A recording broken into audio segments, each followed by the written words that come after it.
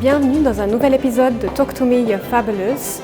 Nous rencontrons dans cette série des romans qui rayonnent sur toute la Suisse. Aujourd'hui, je vous invite au Palais fédéral.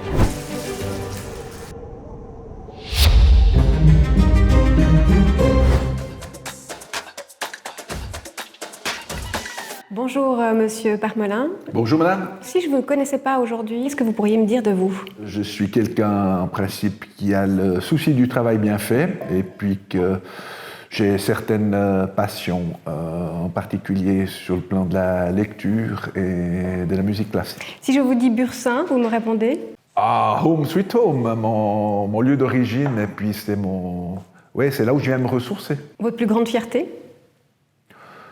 Oh, j'ai beaucoup de fierté peut-être d'avoir formé pendant 20 ans des apprentis.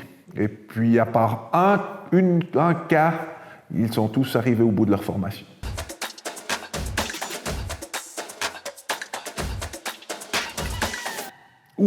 Ça c'est une question difficile. Je sais pas, j'aime bien l'hymne vaudois par exemple. Okay. Même que certains le trouvent ringard, moi je le trouve bien. Vous pourriez le chanter par cœur? La première strophe. Si vous étiez un film? J'ai plusieurs films que j'apprécie. Peut-être Spartacus, avec Kirk Douglas.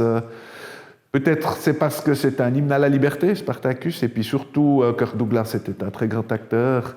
Et dans le film joue Peter Ustinov, qui vivait à Bursin, que j'ai eu l'occasion de rencontrer. Est-ce qu'enfant, vous étiez imaginé une seule seconde de devenir conseiller fédéral? Non, pas du tout. Vous vouliez être quoi, petit? Non, je rêvais d'être vétérinaire. La politique est venue plus tard.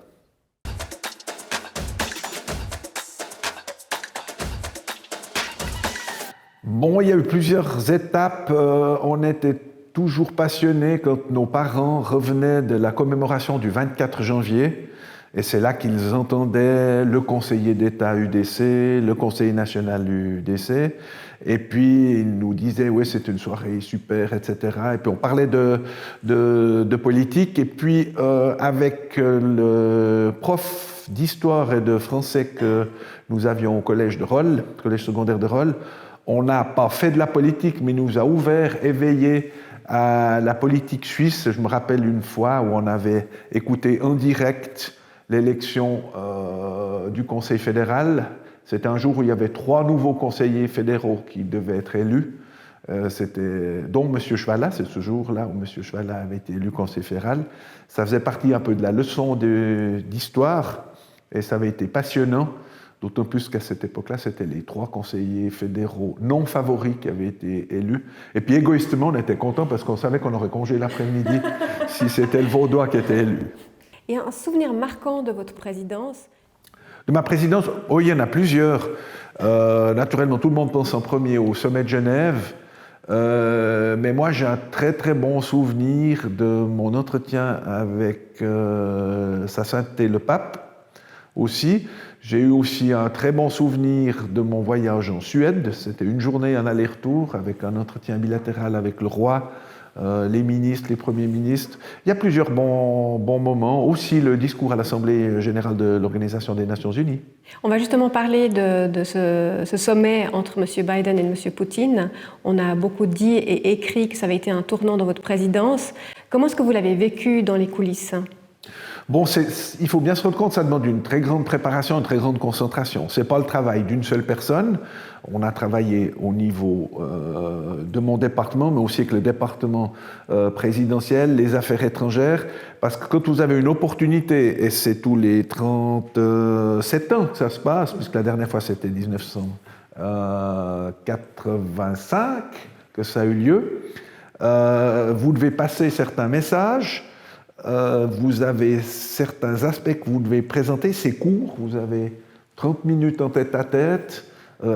Si vous avez encore la traduction consécutive après, c'est différent. Et le sommet en lui-même, c'est très court. Le sommet en lui-même, j'ai eu 10 minutes d'entretien avec le président Poutine en tête-à-tête dans la Villa Lagrange.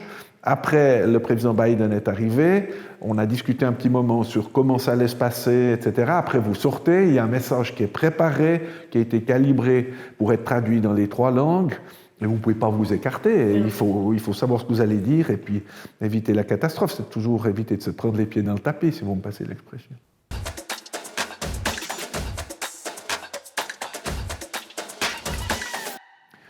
Ah, la volonté, je dirais, quand vous êtes élu au Conseil fédéral, bon, premièrement, vous avez un département, vous avez des responsabilités, il y a des projets que vous souhaitez mettre en avant, faire avancer, donc faire avancer les projets, mais c'est un travail d'équipe, il y a un team, il y a des offices, il faut aussi voir l'intérêt général, naturellement, parce que la politique, c'est de faire en sorte que, en tout cas au département de l'économie, c'est que le pays ait les meilleures conditions cadre pour l'ensemble de ses habitants, donc c'est d'avoir l'intérêt général devant les yeux, et puis de trouver des solutions à des problèmes peut-être inattendus.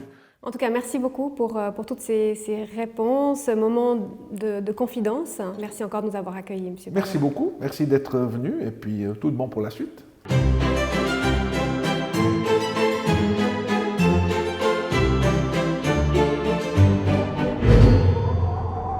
J'espère que cet épisode vous a plu et je vous donne rendez-vous pour une nouvelle rencontre dans Talk to Me, You're Fabulous.